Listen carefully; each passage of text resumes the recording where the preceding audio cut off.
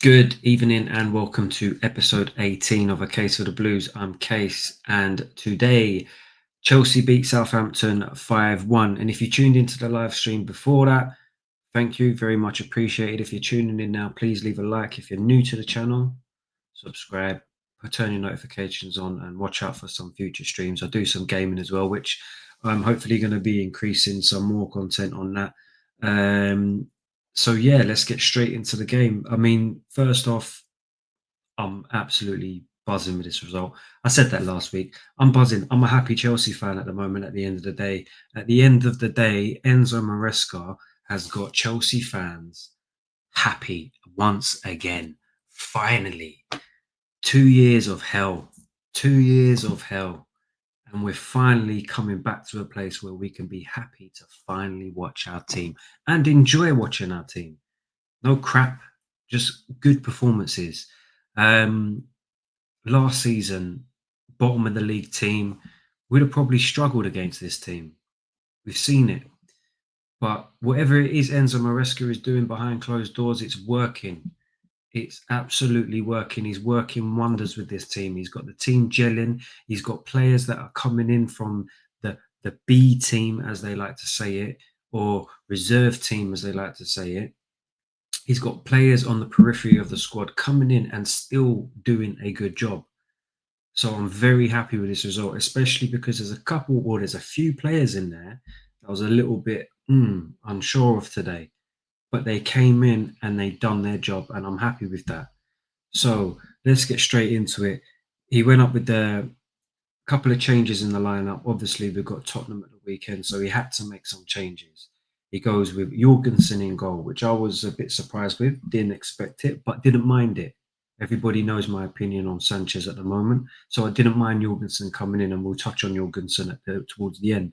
He went with Cucurella at left back, and then this is where the surprise was for me. He went with a change of two centre backs, with Tosin and Disassi playing.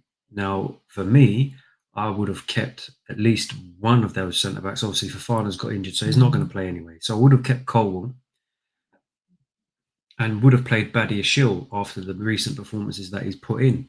So when I saw the lineup and I saw Tosin and Disassi, straight away I'm thinking, oh no. So we've changed the goalkeeper and our two centre backs.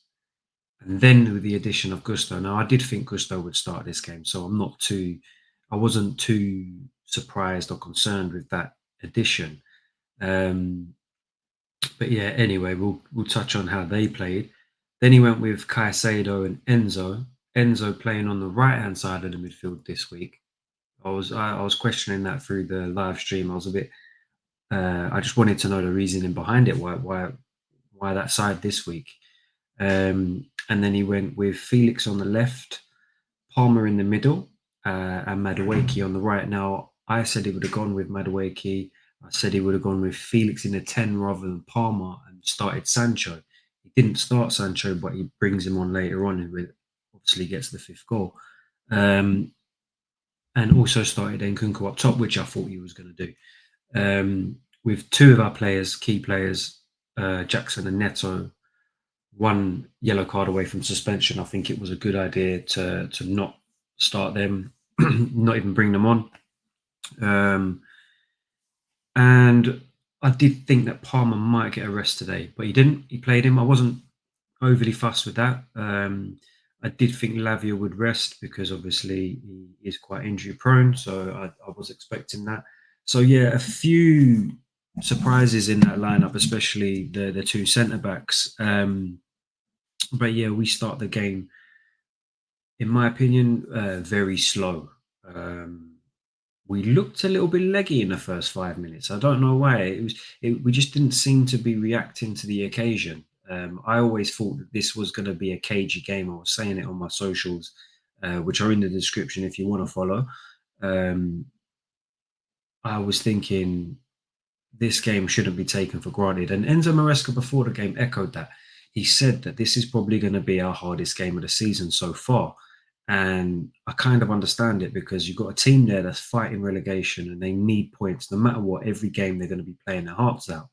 Um, and they've given Liverpool trouble, they gave Brighton trouble. And with our recent history in the last two seasons, we seem to struggle when it comes to playing the bottom teams. I don't know why. Maybe it's a mentality thing. Maybe it's a an arrogance thing. I don't know.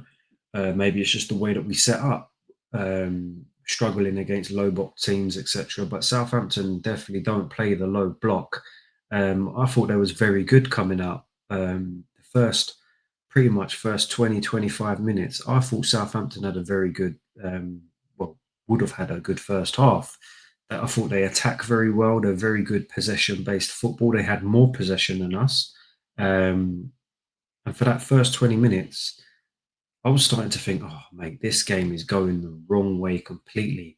We can't get the ball under control. We can't get possession of the ball. We're giving them too much time on the ball. They've got too much space. I questioned whether it was a tactical decision from their manager. They played the five at the back, but they always seem to have a spare player.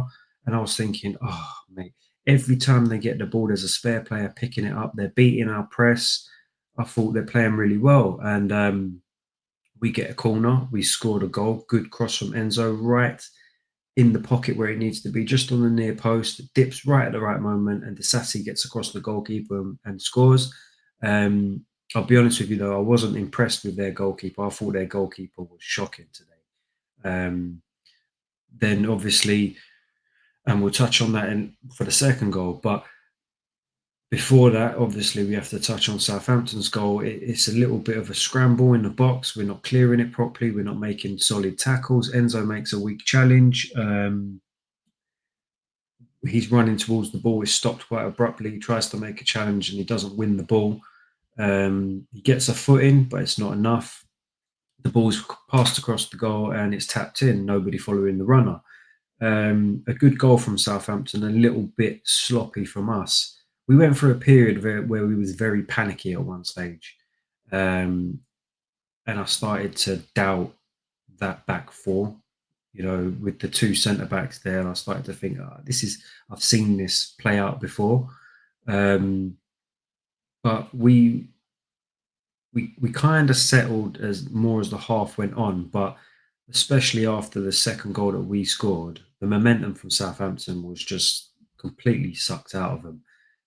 Goalkeeper dilly dallies on the ball. He passes the ball a little bit soft, loses out to Madueke. I don't know who the player was, someone in the middle. Madueke nicks the ball off of the player and plays it straight to Nkunku, taps it into an empty net. 2-1 Chelsea. Now the momentum completely shifts. Southampton are probably thinking this is going to be a long day. I'm thinking this is going to be, well, interesting now. But after that, all I was thinking is we need to get a third goal.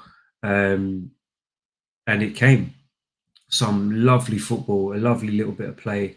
Palmer playing a nice reverse pass, which even I didn't think he could do that. I didn't think that was an option, and he just passed it into the middle to Enzo, who had miles of space. Enzo passed it out to was it Nkunku? I think he passed it to. I can't remember who got the assist for Madueke. I know Enzo was free in the pocket, and there was so much space. Let me just double check because I don't want to get this wrong. So it was João Felix. So Enzo must have played it into João Felix, who then passed it out wide to Madueke.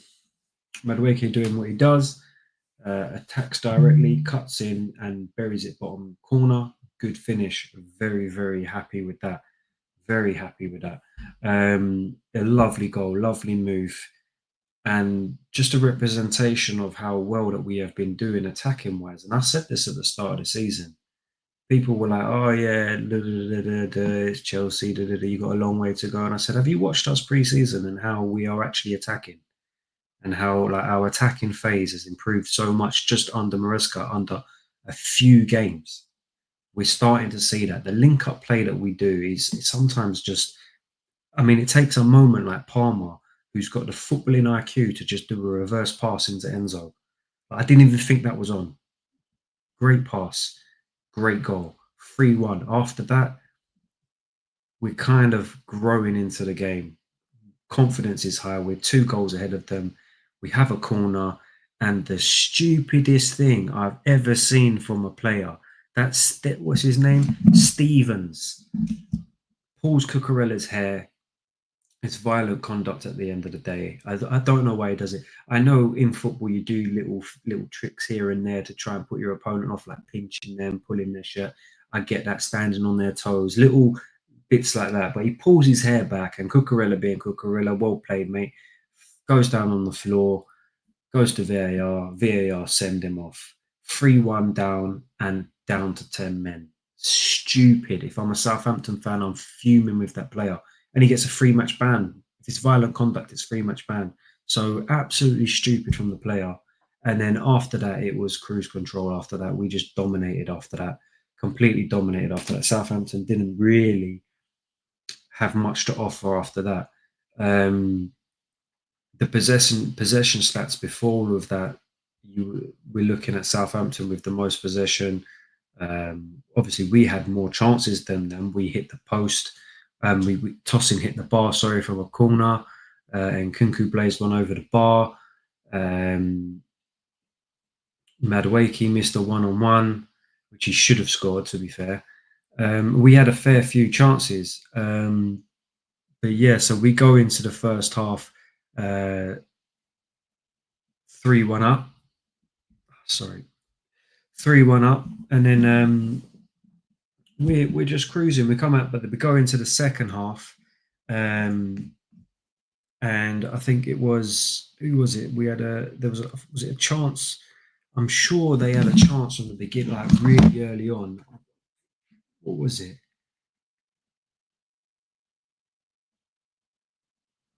No, it was us. That was it. Sorry, I was right. I was reading. I made some notes. I like to write some notes down when I'm doing it because my memory's not the best. I'll be honest with you. But it was Felix at the back post who missed an absolute sitter. I couldn't believe that he missed this chance. Ball comes over to Palmer. He dinks it over the back post. It's a free header. No one around him. He tries to put it back across goal and he flipping heads it wide. I couldn't believe it. I couldn't believe it. That should have been 4-1. But nevertheless, we carry on. Southampton had a very good chance. Gusto got beat again down the left-hand side. That's another point. On the first half, they were targeting the left-hand side a lot. A lot. The goal come from the left-hand side. There was one point where Archer absolutely spun Gusto and left him in wherever he was. And they had an opportunity from that. And then they have another good chance from the left-hand side. Down Gusto's side, it was crossed. That was it. The ball comes down the left-hand side, passed it across the goal. It's a tap in. Jorgensen makes a fantastic save and stops it from going 3-2. We go down the other end and get a corner. And I think that was when Tosin hit the post, absolutely levered it up again. Yeah, it was. Tosin absolutely levered the post. Drink.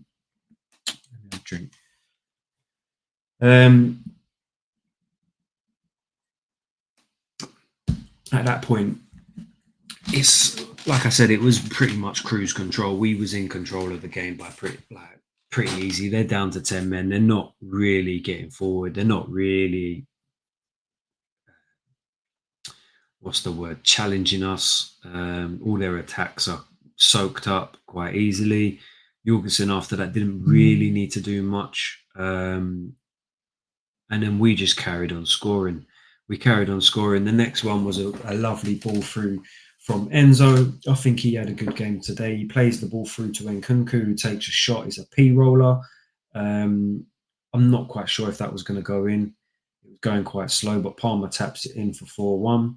And then we make the substitutions. I thought Maresca left it a little bit late to make substitutions. I'm not going to lie. I was calling for Palmer to come off before he even scored because I thought, you know what, just rest him for the weekend.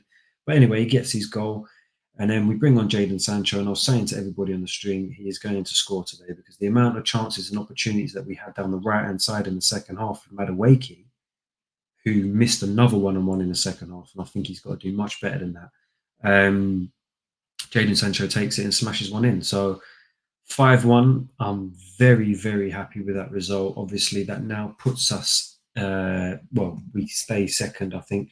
Let's have a look. I'll get the I'll get the live standings up now. So we are officially second by goal difference. We've gone ahead of Arsenal. Arsenal obviously beating Manchester United 2-0. Let me just say their crosses for corners are ridiculous. I haven't seen that. I can't even remember a team doing that. Maybe Stoke. Maybe Arsenal are the new Stoke because their set pieces are ridiculous. Absolutely ridiculous. Um, Man City obviously winning today, that puts them on 26 points. But Liverpool is the result that we're looking at today with a draw 3-3. Shah scoring in the last minute of the game, which is beneficial to us, obviously. So that leaves us 7 points behind Liverpool. And obviously Arsenal are on the same amount of points. And the question's out there again, and I've seen a lot of people putting it online now. Are we in a title race? When do we start considering that we're in a title race? I had this discussion with my pal today. He turned around and said that, yeah, we've definitely entered the conversation, but whether or not we're actually in the title race is a different question. Me, I said we've got to get I saw someone online talking about as well. I think it was Matisse. He was talking about getting the Christmas fixture list out of the way first, and I completely agree with that. I think the fixture pile-up that we have over Christmas is always a difficult time, and you always get some crazy results at that period. So, if we can come out of the Christmas period, obviously we've got Tottenham at the weekend. That will be an interesting game. If we can come out into January in a decent position, um, yeah, then why not? Why can't we change our objective for the season? So it's pretty much clear that our objective for the season this year was to finish in the top four and potentially win a trophy. I think we've got to win the Europa Conference League. We've got to win that. It would be embarrassing if we didn't. So it's top four and a trophy in my eyes. So we get to January and we're in a good position, then we have to start thinking about changing our objective and going for the title. There's no way we can let Liverpool win it, and there's no way we can let Arsenal win it. So it's either them or us. Do you know what I mean? I'm not ruling out Man City either. You know what they're like. They can always come back. And I think they've done it in, was it 2020? When there was like 8 points or 10 points behind Liverpool and they still come back and won it. So there's still that possibility for them.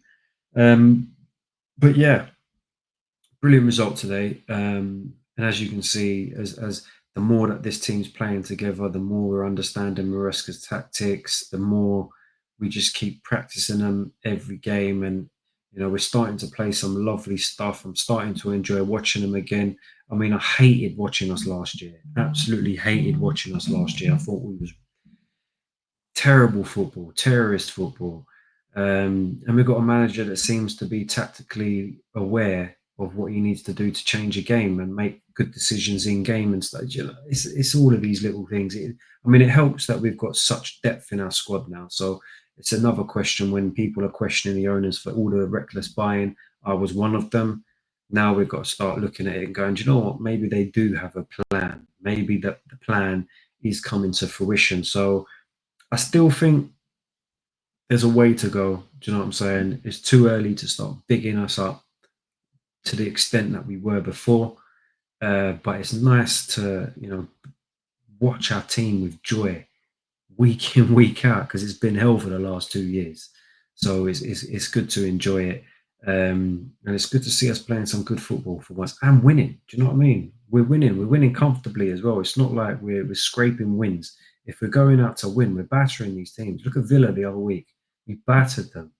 So yeah, it's exciting times ahead. And I think being a young squad, we're just going to keep improving. And obviously, with Maresca now in charge, he's got this team working to a certain level. He will have an understanding of his players and his system, and he might look at that in January and go, okay, well, I can make this addition, I can get rid of that one, I can bring this person in. Do you know what I mean? I'm sure when it comes to January, maybe not January, maybe in the summer, he's got players already there that he knows he's going to ship out, and some that he might want to bring in. I know like people like Chilwell, Sterling. He'd probably go, you know what, let's push them aside. I mean, Mudryk wasn't included in the squad today. So maybe that's an indicator of where the direction that's going for him. But, you know, I'm sure Maresca will have an idea of what he wants to do. So it's all good vibes at the moment. Very good vibes. It's very enjoyable at the moment. So if we just run through the team and how I thought they played, um, from back to front, we're going to go with the goalkeeper Jorgensen. I thought he'd done very well. There was an opportunity in the first 2 minutes. He made a very good save, even though it was offside. He made a good save. He made a good save in the second half. There's nothing he can do for the goal because it was a tap in. Um, I thought he'd done all right. There was a little bit of a wobbly moment playing out of the back with Disassi, where I thought he dwelled on it a bit too long. Something that I'll criticise Sanchez for doing. Um, yeah, I mean, I was happy with his performance, and off the back of that, I wouldn't have a problem with starting him again. Um, then we had Cucurella again, another good performance. Today he actually got dribble past twice, I think, which is I haven't seen for quite a while. He normally just locks the players up, but I thought he had a good game. Tosin and Disassi, you know what? I say it all the time. I will criticize players when I think they've been poor, and when I think they've been good, I'll admit that they've been good. And I thought Tosin and Disassi were good today. I thought they were very good. Maybe could have done a little bit better on the first goal. I'll need to rewatch that back, but someone didn't follow that marker, and he gets in front of Tosin. It could have been just a very good run from Aribo. Um, sorry, but Disassi was up there. Was discussing it in the live chat. For me, he was up there as one of like potentially man of. And do you know what? It's hard for me to call who was man of the match today. I'll be honest with you. For me, it was between Disassi, um, Felix, Madueke actually got it. Now, for me, I wouldn't have given it to Madueke. He did get in a goal. He did get a goal and assist. I understand that, but there was two opportunities that he should really have scored. And there was a couple of occasions where I thought he could have done something different, but he did cause problems all day long. So, look, I think Madueke had a good game. I'm not saying he had a bad game, and I'm not saying that he is undeserved of the man of the match. I just thought there was players there that I thought maybe stood out a little bit better. And for me, I'm leaning towards Disassi because and it might be because I criticised him before, but I thought he was good today. He had a little wobbly moment with a pass out of the back, which went straight to. I think he just gave the ball away. He passed it out to Enzo and gave the ball away. There was another one where he passed to Felix, or was that Tosin? I think it was Tosin. Tosin passed to Felix and he handballed it. But other than that, I thought he made some. There were some good interceptions in there. I thought he was commanding. He won the header very well for the corner. He's obviously clearly a threat on corners as well as tossing. Um, so fair play to Sassy, and in future, that's what we need. We need that going forward. So very well done. Gusto, maybe he's a bit rusty. I wasn't impressed with him today. Not overly impressed. I'm not going to say he was terrible, but the goal come down his side. He got beat quite a bit. He was getting overloaded, um, but I do think there were certain things he could have done better. For the goal, I don't understand why he stepped up and then dropped again. Um, yeah, it's just one of them days. He wasn't terrible, but I don't think he was great today. So that's Gusto. Enzo and Caicedo are doing both together. I thought again, they're really starting to gel. They're really starting to understand each other. They really start. It's more of a positional thing. I think they understand where they are on the pitch now, whereas they didn't last year. And obviously, our tactics are helping with freeing up a spare man every single time. Gusto was inverting today, which was freeing up Enzo again. Um, Caicedo being Caicedo, he doesn't put a foot wrong recently, so very happy with them. Felix, I thought Felix was really good. I thought he was really good today. A little bit of trickery in there, like you always get. He's very smart on the ball, very smart. He played an absolute worldie of a ball to Palmer, and the keeper saved it and pushed it onto the post. Oh, by the way, we hit the post twice and hit the bar as well. Or did we hit the bar twice? I know. Did Nkunku hit the bar? I know Tosin hit the bar and the post. Gusto hit the post, although that was offside. Palmer hit the post. Um, did Nkunku hit the post? I'm sure Nkunku hit the bar, with a header. I can't remember. Anyway, so yeah, I thought Felix done really well. I think he's made a good shout for a start. Um, he's always in the pocket. He's very good playmaker. He did a nice little chip over the defense to Palmer as well, put him through. I thought that was good. Um, yeah, I think he's putting in. I think he's knocking on the door for a start. Maybe against Tottenham. I don't know. I'll have to. I'll sit on this result and see what I want to do against Tottenham. I mean, obviously, I don't make the final decision, but you know what I'm saying. Then we had Palmer in the middle. I think Palmer had a good game. Lovely reverse ball into Enzo to set up the goal for Madueke. Also got the goal, tap in, right place, right time. I did think at times he was doing the wrong thing. There was a couple of occasions where I was like, "Oh, Palmer, what are you doing?" And I would have taken him off before he scored because I just felt like he didn't need to be on the pitch. But he had a good game. Madueke, good game. Frustrating at times. That's what we get from Madueke. Got a goal, which is great. Good finish as well. Got an assist, and he caused problems all day down that right hand side. He got the ball a lot on the right hand side, especially in the second half. He really got the ball quite a lot. So I was happy with Madueke. And Kunku, um, I'm not going to say he had a bad game, but in terms of his influence on the game and what we're expecting from Nkunku, we've just played the bottom of the league, and they're bottom of the league for a reason. Although I am a little bit surprised that they are bottom of the league because I do appreciate the way that they play. I just don't think they've got the players to do what they're trying to do. Um, but I kind of expected a little bit more of an impact from Nkunku, a little bit more of a presence up top. Maybe or not, it's because he's not getting as much game time as Nicholas Jackson, but I just felt like that he wasn't as commanding as I was expecting him to be. And I don't know if anybody else feels the same. I know someone in my group chat does. Um, he said that it was a clear indication that he wouldn't lead the line, and I kind of agreed. I was like, yeah, I kind of can see it. Do you know what I'm saying?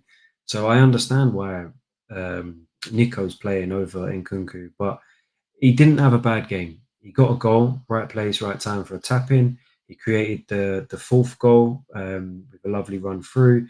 I don't know whether that was going in, but it looked like it would have stopped, and it needed Palmer to tap it in. So he did some good things, and he done some things that I thought, but I don't think he was, ripping trees up today.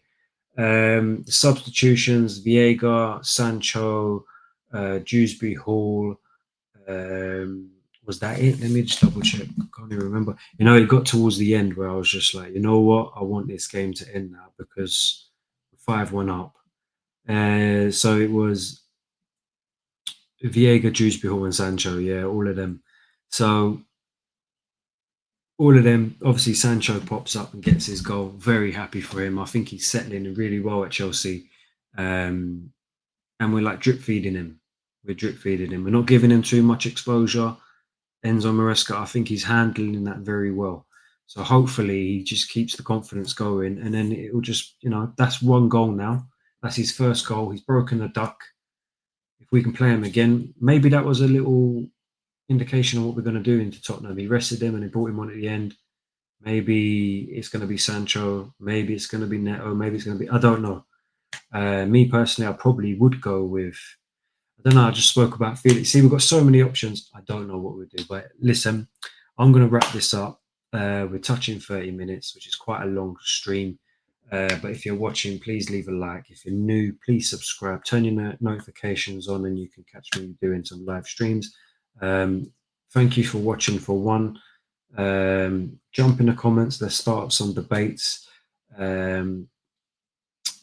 One debate that you might want to start up is my opinion of the best player in the world right now is Mo Salah.